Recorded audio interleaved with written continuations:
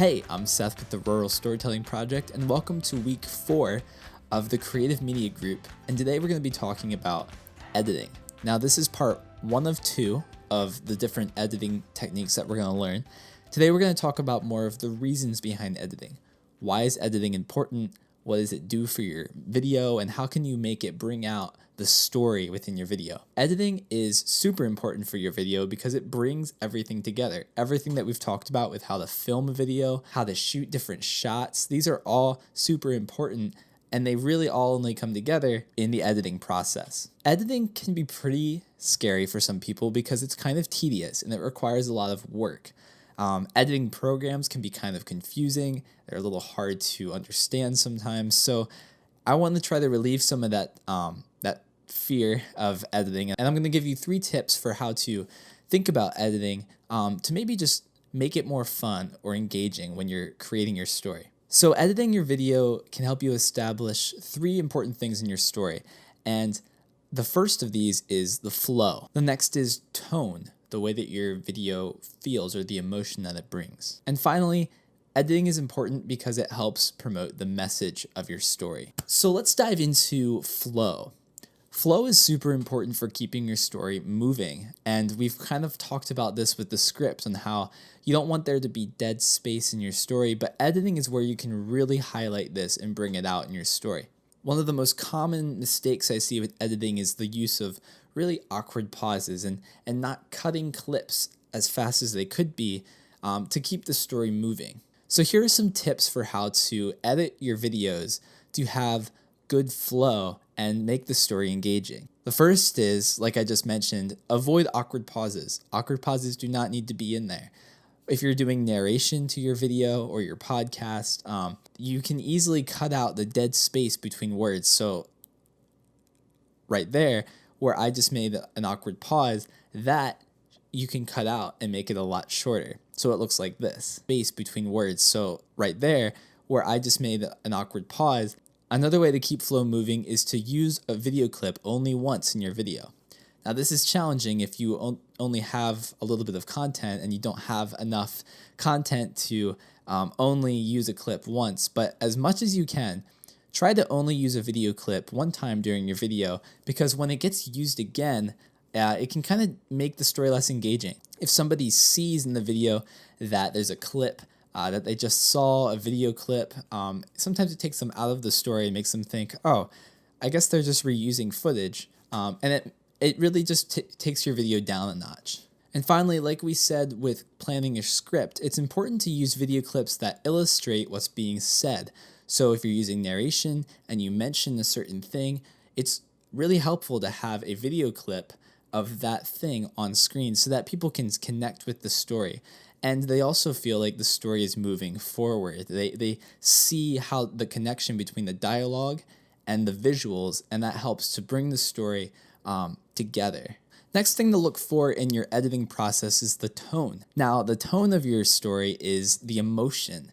And if we're doing video, emotion is a huge part of what we're trying to elicit. The tone of your video is what you want your audience to feel when they watch your video or listen to your podcast. So it's important to use techniques that can really bring out the emotion. And here's some of those right now. The first is to use music.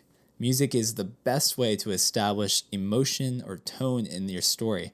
So if you're doing a video about a farm, it's good to have more country-esque style music, unless you're trying to communicate something different. If you want to communicate that this is a sophisticated farming place, then maybe you use classical music as a background to try to bring out that emotion of class or sophistication. If you're trying to do something more action-packed, then you can use a high-intensity music. If you want something a little more calm and relaxing, you can use some jazz or you can use some nice string music. All these different things can bring out emotions. There are a lot of great places to get free music online to use for your videos, and if you're using iMovie, there's also a lot of free music on iMovie itself. So Take advantage of the different music options and play around with what can bring out the emotion in your scene in the way that you want it to come across. Another tip I have is to use slower or quicker cuts between your clips. I think you've seen this a lot if you haven't really picked up on it, but in action movies, there tends to be a lot of quick cutting between things to show that things are moving quick and things are happening fast. Whereas if things are happening slower, it's a lot of longer pauses or cuts, so you see more. So this type of editing really helps bring out the emotion in our stories. And this last one is something that you don't hear a lot, and it's a tip I've learned over my time making videos or doing podcasts. But when you do narration, or even if you're interviewing somebody, it's really good to have them bring the tone out in their voice. So as you can see, as I'm talking into the microphone, I'm trying to vary my voice between fast talking versus slow talking, and trying to bring out emotion. So at the moment, I'm trying to sound excited, I'm trying to sound interested, but I could also sound kind of like this, and this is boring, and this is not very engaging when I'm listening to somebody talk about this as they narrate about something that they really enjoy.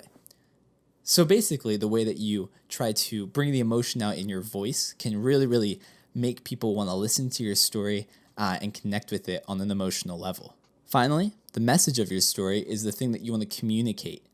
Now, the message of the story should be kind of wrapped up in the script. So when it comes to editing, there are a few things that you can do to try to bring out the message or help people to engage with something beyond your story.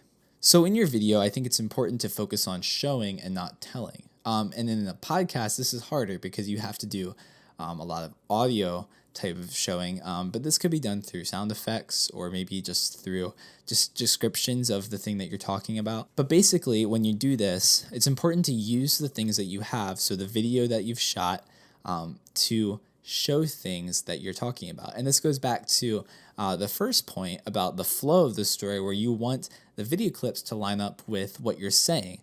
And again, this just helps to communicate the message to the audience of what you're trying to get across with your story. Another helpful tip is that if you're interviewing somebody in your video, it's good to have their name and their title underneath their video, just to kind of describe who they are and how they connect with the story that you're telling. And then finally, if you're trying to promote something, say you're trying to tell the story of an organization you're a part of, maybe it's 4-H, or maybe it's a barn that you ride at or something like that. It's great if you can put the contact information at the end of the video, maybe a logo for the place that you're trying to work with, or maybe just a website. And you could say, if you're interested, contact these people. And again, that's just for the purpose of trying to promote the story that you're telling and trying to promote somebody else through the story that you're telling. So that's all I have for just the thought process behind editing. And this is a short video, but this is kind of